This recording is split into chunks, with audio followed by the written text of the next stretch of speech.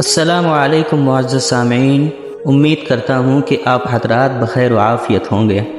آج کی اس ویڈیو میں ہم ایک ایسے سوال کے بارے میں بات کرنے والے ہیں جو عام طور پر پوچھا جاتا ہے۔ وہ سوال یہ ہے کہ کیا جمعہ کے دن مرنے والے کو عذاب قبر نہیں ہوتا یا اس کا حساب و کتاب نہیں ہوتا؟ اور اسی طرح رمضان المبارک کے بارے میں بھی پوچھا جاتا ہے کہ چونکہ اس مہینے میں جہنم کے دروازے بند کر دیے جاتے ہیں، اب اگر کوئی گنہگار اس مہینے میں مر جاتا ہے تو اللہ تبارک و تعالی اس کے ساتھ کیا معاملہ فرمائے گا؟ کیا اس کو عذاب قبر ہوگا؟ کیا حساب و کتاب ہوگا؟ اور اگر نہیں ہوگا تو کب تک نہیں ہوگا؟ تو اس کا جواب یہ ہے کہ رمضان المبارک اور جمعہ کے دن انتقال کرنے والوں کے بارے میں روایات میں آتا ہے کہ ان سے عذاب قبر ہٹا دیا جاتا ہے، لیکن اب یہ عذاب صرف رمضان المبارک اور جمعہ کے دن ہٹایا جاتا ہے یا قیامت تک کے لیے؟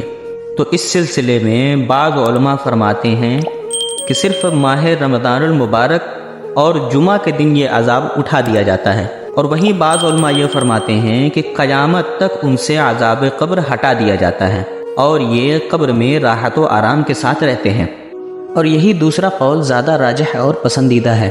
اور اگر کوئی غیر مسلم رمضان المبارک میں مر جائے تو صرف ماہ مبارک کے احترام میں رمضان المبارک تک عذاب قبر سے محفوظ رہے گا، اور رمضان کے بعد اسے دوبارہ عذاب ہوگا۔